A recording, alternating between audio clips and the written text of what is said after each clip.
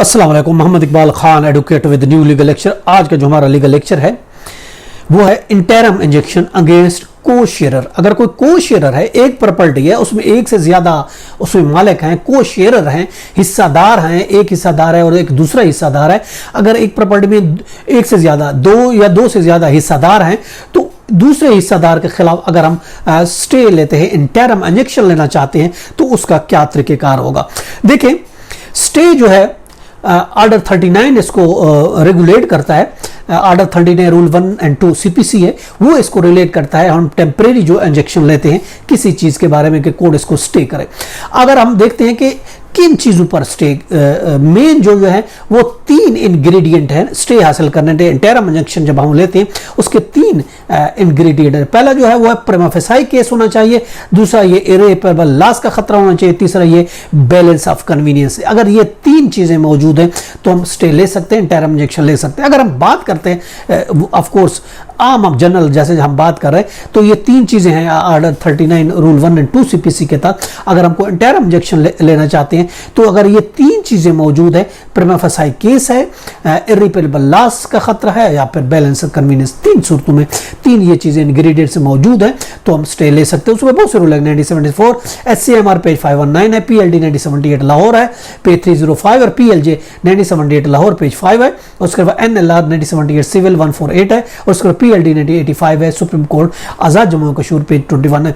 अगर हम बात करते हैं को शेयरर की, बात हमारी ये हमने जनरल बात की। अगर को शेयरर की बात करते यानी हिस्सादार है, एक का हिस्सा है और दूसरे का हिस्सा है, तीसरे का हिस्सा, 2-3 हिस्सेदार है, उसमें से एक हिस्सेदार जो दूसरे हिस्सेदार के खिलाफ इंजेक्शन, टेम्परेरी इंजेक्शन का केस फाइल करना चाहता है, तो वो जो है उसके लिए कहा जाता है would be considered to be. देखिए, पहली बात जो हम आपको बता रहे हैं कि जो एक को शेयरर है वो भी समझा जाएगा, वो भी अगर एक और शेयरर प्रॉपर्टी के कब्जे में है, दूसरा कब्जे से बाहर है, जो बाहर है उसको भी समझा जाएगा ये भी कब्जा है। क्योंकि को शेयर को डिफाइन किया जाए, अगर हम कहते हैं को शेयर उसको कहते हैं कि जो कि ईच एंड एवरी इंच का हिस्सा रखता हो, यानी हर जो को शेयरर है भले वो एक्चुअली तौर पर वो हिस्से में नहीं है तो भी वो ये समझा जाएगा, हर हिस्सादार समझा जाएगा कि उस पूरी प्रॉपर्टी के इंच का जो वो उसमें वो कब्जा वो रखता है। यानी co-sharer would be the considered to be the position of each and every inch of the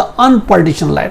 unpartitioned कोई प्रॉपर्टी है, उसको पार्टीशन नहीं किया गया है, उसमें 2 फॉर एग्जांपल को शेयरर है, एक कब्जा करके बैठा है, दूसरा बाहर है, उसको नहीं आने देता। अब वो कहता है कि मैं इसे स्टे ले लूं, तो ये जो पहला बैठा है वो कहता है दूसरा इसमें ना आ सके, मैं इसे स्टे लेना चाहता हूं। ऐसा कुछ नहीं। को शेयर को जो डिफाइन किया, को शेयर का मतलब ये है कि भले आप उस कब्जे में नहीं है लेकिन ये समझा जाएगा लॉ की डेफिनेशन में कि दूसरा भी तीसरा जितने भी को शेयरर हैं वो ये समझे जाएंगे वो भी पोजीशन रखते हैं, हर इंच पर उनका भी पोजीशन है अकॉर्डिंग टू द लॉ। और इस पर बहुत सी रूलिंग भी है।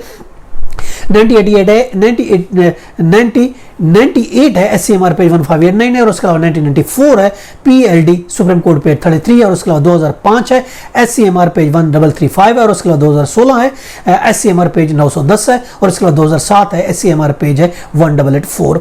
तो इनमें यह कहा गया है कि को शेयर को डिफाइन किया गया है कि को शेयर भले वो कब्जा नहीं रखता लेकिन कानून की नजर में वो भी इन पोजीशन कहलाएगा। और इंटरम इंजेक्शन अगेंस्ट को शेयरर कोर्ट ग्रांट नहीं करेगी। Interim injunction against co sharer can not be granted as they have constructive possession. देखिए, इस कब्जे को कंस्ट्रक्टिव पोजीशन कहा जाता है कि हर हिस्सादार जो है वो एक कंस्ट्रक्टिव पोजीशन रखेगा, उसके पास ये पोजीशन होगा हर हिस्से का, हर इंच का, इसलिए उसके खिलाफ आप इंटरम इंजेक्शन नहीं ले सकते। किसी भी को शेयर के खिलाफ आप टेम्परेरी इंजेक्शन नहीं ले सकते। इस पर बहुत सी रूलिंग भी है, हम आपको बता रहे हैं। 2002 है SCMR 1298 है, 2006 है MLD पेज 435 है और 2006 VLR है पेज 856 है और 2004 है MLD पेज 1844। इनमें यह कहा गया है कि को शेयरर स्टे नहीं ले सकता को शेयर दूसरे को शेयरर के खिलाफ, क्योंकि वो सारे उसमें पोजीशन में है, वो समझा जाएगा दूसरा भी पोजीशन में, इसलिए उसके खिलाफ स्टे नहीं लिया जा सकता। ये था आज का लेक्चर, इसके साथ इजाजत दीजिएगा, कर फिर मिलेंगे। Have a nice day. Allah Hafiz.